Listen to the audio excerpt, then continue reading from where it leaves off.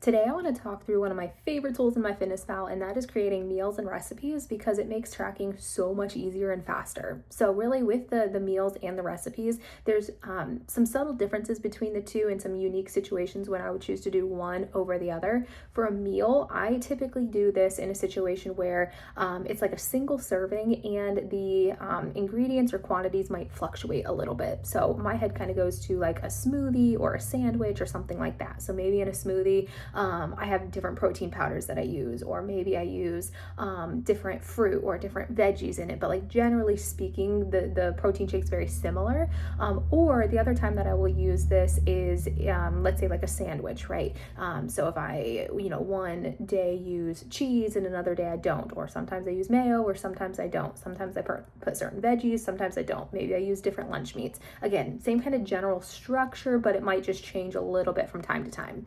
And then with a recipe, when I'm going to use that, I think more along like dinner time. Like if I'm making like a big batch of something, or if I'm making like a batch of cookies or muffins or something like that, where it's going to be making a bunch of servings of something. And I tend to follow like the same recipe each time. This will make sense once we actually talk through a couple examples, which I want to do now. So if we pull up MyFitnessPal, in the last video, we just talked through how to log the protein shake from the flush. So I still have that in my diary here. And this is a great example of when I would use a meal. So once you actually already have it logged in your diary, what you can do is scroll down to the add food button, and then on the other side of the screen, you're going to see three little dots. If you tap those, you can click save as a meal.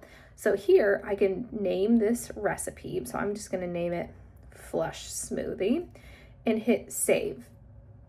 So now this is saved in my meals. So if I want to go make this smoothie again tomorrow, I can just go to my diary for tomorrow, click add food, pop over to my meals across the top, and you're going to see this flush smoothie. This is the one that we just created. We can actually add that into our diary. So if we go back into our diary, what's really nice now is it just makes tracking so easy because you don't have to go look for all the individual ingredients. It just throws it all in there right there for you.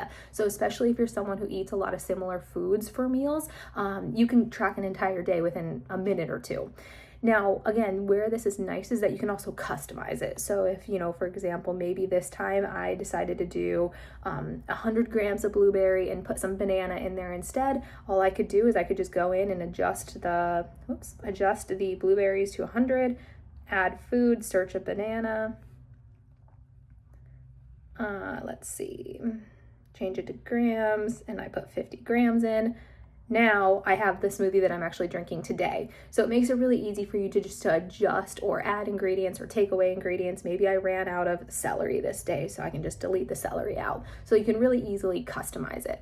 Now for a recipe, that's going to be done a little bit differently. So how I'm going to actually create a recipe is I'm going to click that add food button again, and then I'm going to go over to my recipes at the top, and there's this option to create a recipe.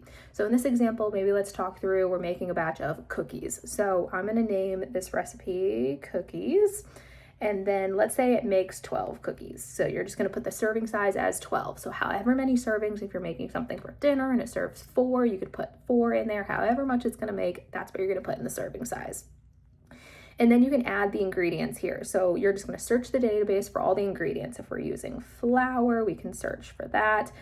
We'll just say this all-purpose flour, and maybe the recipe calls for 2 cups. We can search for eggs. Adjust it to 2 if that's what the recipe calls for. We're going to make some chocolate chip cookies, so we can look up our chocolate chips.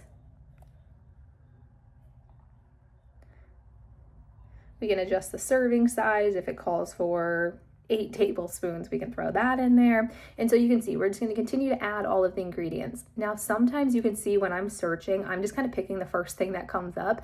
That's okay sometimes. Sometimes we want to make sure that we're searching for the specific brand. A good example of this could be like yogurt, right? Like if I search Greek yogurt, there's going to be a ton of different options and brands and things that come up here. And from brand to brand, the nutrition is going to be different. The calories in it's going to be different. The protein is going to be different. So we want to make sure we're tracking what you're actually eating. So you can even add a brand onto this. If you're eating Chobani yogurt, then you could search that one and make sure you find, if you're eating their whole milk one, if you're eating their non-fat, or if you're eating a flavored one, you could search that. So you want to make sure you're finding the product that's representative of what you're actually eating.